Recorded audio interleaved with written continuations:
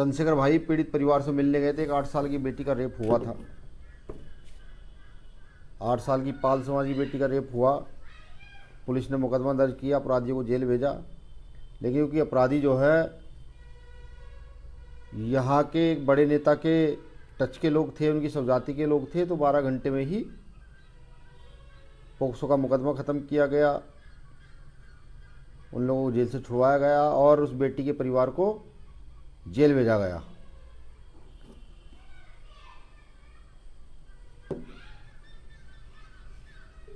उसी के एवज में उस बेटी को जब कोई न्याय नहीं दिला पा रहा था, ना कोई मिलने जा रहा था, तो चंद्रशेखर भाई ने वहाँ जाने की घोषणा की।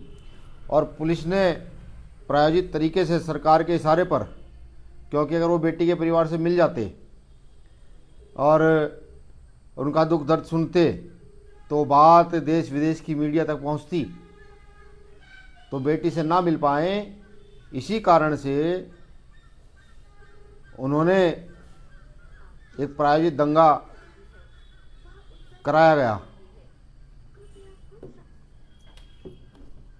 प्रायोजित दंगा कराया और दंगा करा करके तमाम निर्दोष लोगों को जेल भेजने का काम किया। जानकारी ये भी आई है कि कुछ लोग नीला गमछा गले में डाल करके लगातार वहाँ उल्टे सीधे काम कर रहे थे। हमारे कार्यकर्ताओं पर आरोप लगाए गए। कार्यकर्ता क्या, आम जनता पर भी जिस प्रकार से पुलिस का रवैया रहा है, ये निंदनीय और दुखद है। भीम आर्मी भारत एकता मिशन इसको किसी भी सूरत में बर्दाश्त नहीं करेगी। किसी भी निर्दोष साथी को अकेला नहीं छोड़ा जाएगा, किसी भी साथी को अकेला नहीं छोड़ा जाएगा। सरकार चाहे कितना जुर्म जाति क्यों ना कर रहे, हम अपने कार्यकर्ता के साथ बड़ी मजबूती के साथ खड़े हुए हैं। जिसके साथ देश में कोई खड़ा नहीं होता, उसके साथ भाई चंद्रशेखर आज़ाद जी ने खड़े होने का काम किया। मैं पूछता हूँ आपसे, क्या ये गलत है? वो कौशाम्बी की जो बेटी है, जिसका 8 साल की बच्ची का रेप हुआ, क्या उसके साथ खड़ा होना गलत है? और अगर उसके साथ खड़ा होना गलत है तो भीम आर्मी का हर एक कार्यकर्ता इस गलत काम को करने का काम करेगा। हर गरीब, मजलूम, शोषित, वंचित के साथ खड़ा होने का काम करेगा। मैं सरकार को भी चेता दूं कि आपने 40-50 गिरफ्तारियां वहाँ कर ली हैं, अब विराम लगाएं, वरना सहारनपुर से लेकर लखनऊ तक, लखनऊ से लेकर गाजीपुर तक और गाजीपुर से लेकर कुशीनगर कौशाम्बी तक किसी भी व्यवस्था को चलने नहीं दिया जाएगा। इतना बड़ा धरना किया जाएगा कि माननीय मुख्यमंत्री महोदय, आप ये कहेंगे कि क्या हो रहा है, ये कौन लोग हैं जो सड़क पर निकल आए हैं। आपको भी सोचना चाहिए, जिस 8 साल की बेटी का रेप हुआ, आपको उससे मिलने जाना चाहिए था, उसके पक्ष में खड़े होना चाहिए था। लेकिन भारतीय जनता पार्टी की निकम्मी सरकार, पूरी की पूरी निकम्मी सरकार उसके विपक्ष में खड़ी हुई है। आप बलात्कारियों के पक्ष में खड़े होते हो। मैं तो कहता हूँ आरएसएस के लोगों को भी, कहाँ है आरएसएस के संघी जो सड़क पर खड़े होकर गला फाड़ते हैं? अब गला क्यों नहीं फाड़ पा रहे हैं? और वो तमाम संगठन जो दम भरते हैं अपनी वीरता का, कहाँ है वो लोग? जाओ वहाँ, एक बेटी के साथ रेप हुआ, 8 साल की बेटी के साथ, उसको न्याय दिलाओ। उसको न्याय दिलाने गए भाई चंद्रशेखर आज़ाद को डिटेन किया गया, एक मेंबर ऑफ पार्लियामेंट को डिटेन किया गया,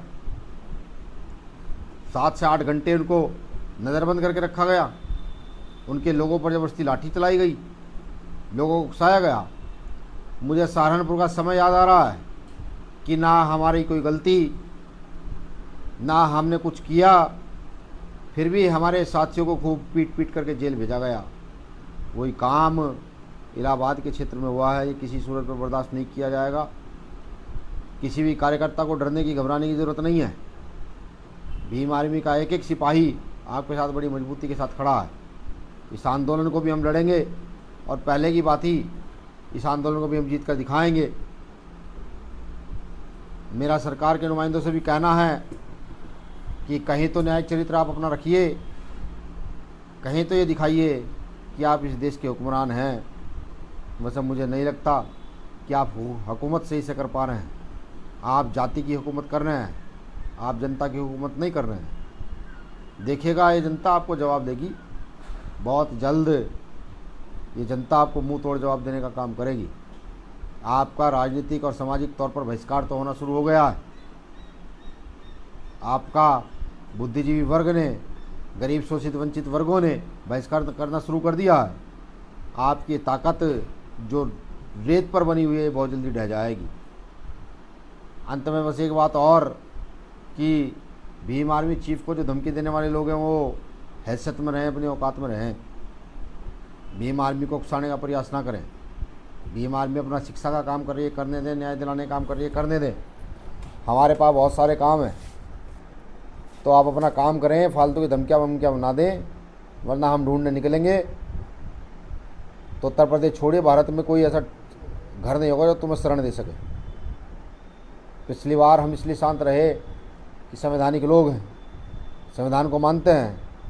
हमने सोचा सरकार प्रशासन अपना काम सही से करे, लेकिन अगर इस बार ऐसी कोई गलती कोई करता है या सोचता है या अंदेशा होता है तो परिणाम भयंकर होंगे। साथियों, आने वाली 21 जुलाई को भीम आर्मी का स्थापना दिवस है, जो राष्ट्रीय कमेटी के साथ साथ सभी साथियों से बात कर तय हुआ है कि इस बार भीम आर्मी का स्थापना दिवस बुद्ध की भूमि, तथागत बुद्ध की ज्ञान स्थली बिहार के गया जिले में मनाने का निर्णय लिया गया है। तो जो साथी दूर दूर से हैं, जैसे केरला है, कर्नाटका है, तेलंगाना है, उड़ीसा है, छत्तीसगढ़ है, झारखंड है, झारखंड तो नज़दीक पड़ता है, पंजाब है, जम्मू है, हिमाचल है, जो बहुत दूर के साथी हैं, जो वहाँ आना चाहते हैं वो अभी से ही अपने आने की व्यवस्था कर लें। बोध गया रखने का एक मेन कारण ये भी है कि भारतीय इतिहास के विषय में भीम आर्मी के प्रत्येक कार्यकर्ता को और भारतवासी को जानने का अधिकार है, क्योंकि जिस प्रकार से माँ बोधि विहार मंदिर पर, माँ बोधि विहार बुद्ध विहार पर वहाँ कब्जा किया गया है, उस कब्जे को भी तोड़ने का काम हम लोगों को करना है। लगातार वहाँ आंदोलन तो चल रहे हैं, लेकिन वहाँ सबकी उम्मीदें आप लोगों पर टिकी हैं। तो ये समझिए बिगुल होगा, 21 जुलाई बिगुल होगा हमारे महाआंदोलन का, जहाँ माँ बोधि विहार को मुक्त कराने के लिए हम शपथ भी लेंगे और भीम आर्मी का स्थापना दिवस और भीम आर्मी का द्वितीय सेमिनार भी हम लोग मनाएंगे।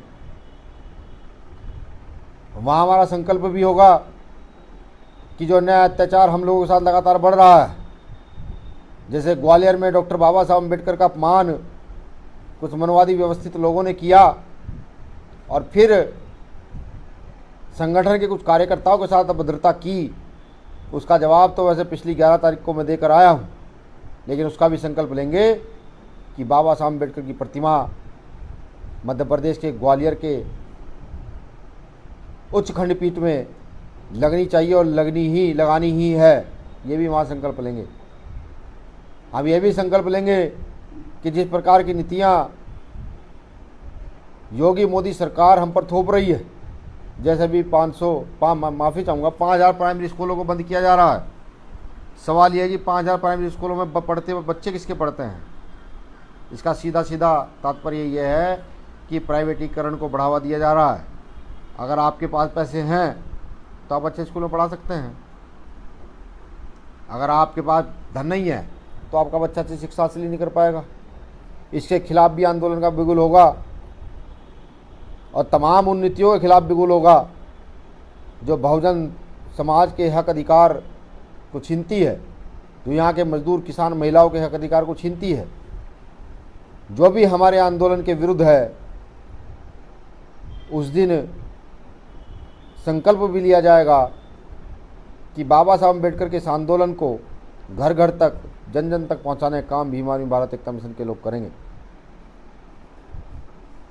तो आप सभी से यही उम्मीद है कि मेरी कई बातों को आप सभी आत्मसात करेंगे और इस व्यवस्था को, जो व्यवस्था आज मानवता के खिलाफ है, जो व्यवस्था आज गरीब मजदूर के खिलाफ है, महिला के खिलाफ है, उस व्यवस्था को बदलने में भीम आर्मी भारत एकता मिशन का साथ देंगे, भाई चंद्रशेखर आज़ाद जी का साथ देंगे, आज़ाद समाज पार्टी काशीराम को अपना राजनीतिक दल मानेंगे और मजबूती के साथ इस देश की व्यवस्था को बदलने का काम करेंगे। सभी साथियों को मेरी ओर से शुक्रिया, आभार। इस बार काफ़ी लंबे समय बाद लाइव आया हूँ। मेरे कुछ साथी कार्यकर्ता कह रहे थे कि समय समय पर लाइव आते रहिए, जिससे कि कार्यकर्ताओं में मैसेज जा सके, कार्यकर्ता को ये पता लग सके भीम आर्मी का झंडा और डंडा जितना कल मजबूत था उतना ही आज भी मजबूत है और आगे भी मजबूत रहेगा। भीम आर्मी को देश में उस शिखर पर पहुंचाने का लक्ष्य है कि जहां जिस संगठन से जुड़कर प्रत्येक व्यक्ति अपने आप को सुरक्षित, सम्मानित महसूस कर सके और इस संगठन से जुड़कर प्रत्येक व्यक्ति अपने आप को ऊंचा नीचा ना समझे, समान समझने लगे, वहाँ तक भीम आर्मी को लेकर जाने का हमारा प्रयास रहेगा।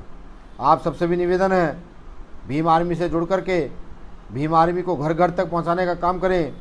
भीम आर्मी का जो मूलभूत उद्देश्य है कि घर घर तक शिक्षा पहुँचे, अच्छी शिक्षा पहुँचे, उस पर काम करने का काम करें और हर गरीब, शोषित, वंचित के अधिकारों को सुनिश्चित करने का काम करें। धन पर आधारित राजनीति को ख़त्म करने का काम करें। और जो लोग आज ये कहते हैं कि वो अपने धन के आधार पर, वो अपनी सोर्स के आधार पर कुछ भी कर सकते हैं, उनको मुंह तोड़ जवाब देने का काम करें। यही हमारा काम है। मुझे आशा नहीं, पूरी उम्मीद है कि इस परिवर्तन की लड़ाई में, इस आंदोलन की लड़ाई में, इस अन्याय के खिलाफ लड़ाई में भारत देश का हर नागरिक बड़ी मजबूती के साथ खड़ा होगा, हमारे साथ झंडा डंडा उठाकर खड़ा होगा और सड़कों पर आंदोलन के माध्यम से, संवैधानिक आंदोलन के माध्यम से अपनी बातों को रखने का काम करेगा। सभी साथियों को क्रांतिकारी जय भीम, जय भारत, जय संविधान। भीम आर्मी जिंदाबाद, आज़ाद समाज पार्टी जिंदाबाद।